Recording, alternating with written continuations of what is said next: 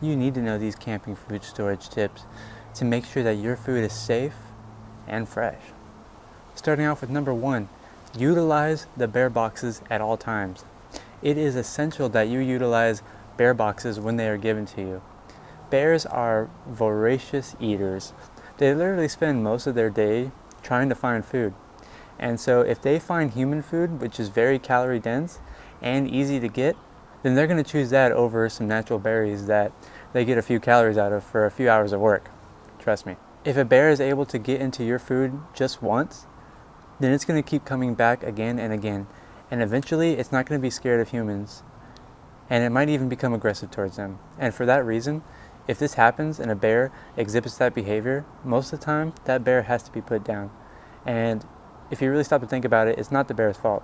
It's our fault for allowing them to get into our food. So please utilize bear boxes at all times and utilize them correctly. The second tip that you need to know about is use clear plastic totes like this in order to keep your food in and organized. So you can clearly see into it, you can clearly see that your food is in this plastic bin, and it's really nice to have a big plastic bin so you can organize your food instead of just throwing it in a bunch of different bags and trying to find it each time. These come really handy, especially for non-perishables.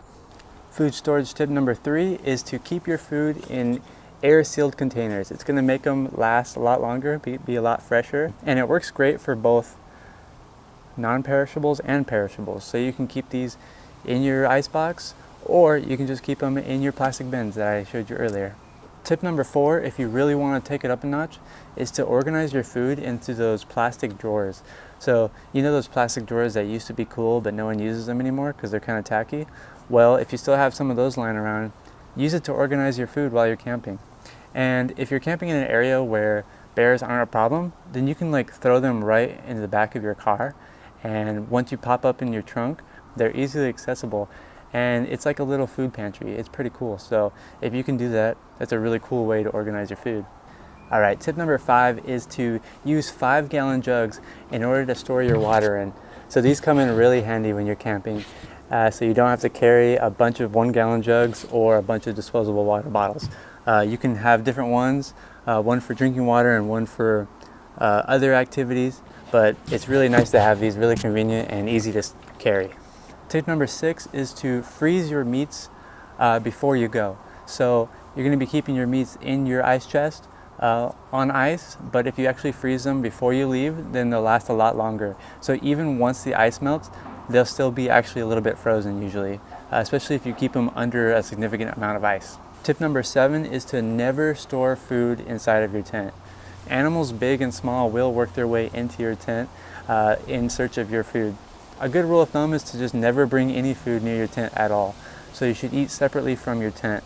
Even small crumbs and leftovers can attract animals into your tent. They can damage your equipment and they can scare the hell out of you. So just leave all the food away from your tent. Tip number 8 is to bring more propane than you think you'll need. Because if you end up running out of propane but you still have food that needs to be cooked, well, you're kind of out of luck, aren't you? So bring more propane than you think you're going to use on your trip, just in case. Tip number 9 is to use blocks of ice in your cooler instead of cubed ice. So usually if you're going to the store, you're only going to find cubed ice in most places. And the problem with cubed ice is it actually melts a lot quicker because air, warm ambient air, can get between the ice and actually melt it a lot faster. So your best bet is to make cubed ice at home. So all you need to do is get a tray, usually like a metal baking tray, a strong one, and just fill it up with water and place it in the freezer. Maybe you might want to place it in the freezer and fill it up with water first, because carrying a tray of water might be a little difficult. But anyway, you put it in the freezer, it'll freeze up to a nice solid block, and then you can use your rubber mallet to kind of bang it out of there. What you'll get is a nice big block of ice, and it'll last a lot longer than cubed ice. Tip number 10 is to actually place a damp towel over your ice chest. So your ice chest will actually sweat just like we do, and with the damp towel that is placed over your ice chest, it'll actually do what's called evaporative cooling. And it's kind of like when your clothes are wet in summer and you feel a lot cooler than if your clothes were dry. The same idea applies to your ice chest. So you leave that wet, damp towel over your ice chest, and your ice chest is going to stay a lot cooler on the inside, and your food therefore is going to remain a lot fresher for a lot longer. Speaking of ice chests, tip number 11 says it might be time to upgrade your ice chest. So if you have one of those cheapo ice chests, they might be good for maybe one day of camping, two, maybe if you use the block ice like I showed you. But really the biggest flaw with those cheap ice chests is that they're simply just not insulated well enough. So consider getting a really nice ice chest.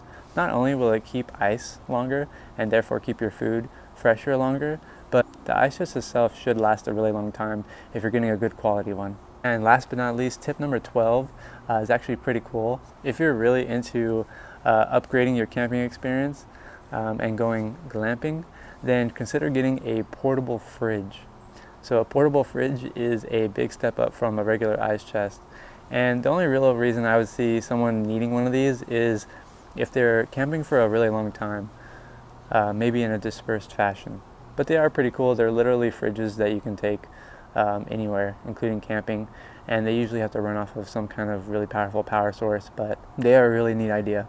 So check them out.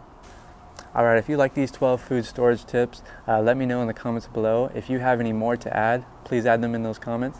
And subscribe to the channel if you want to get some more camping information. I really want to put more camping tips out there for you guys.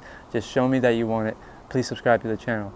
Thanks for watching. I'm Zach from SmallCarCamp.com, and I'll see you next time.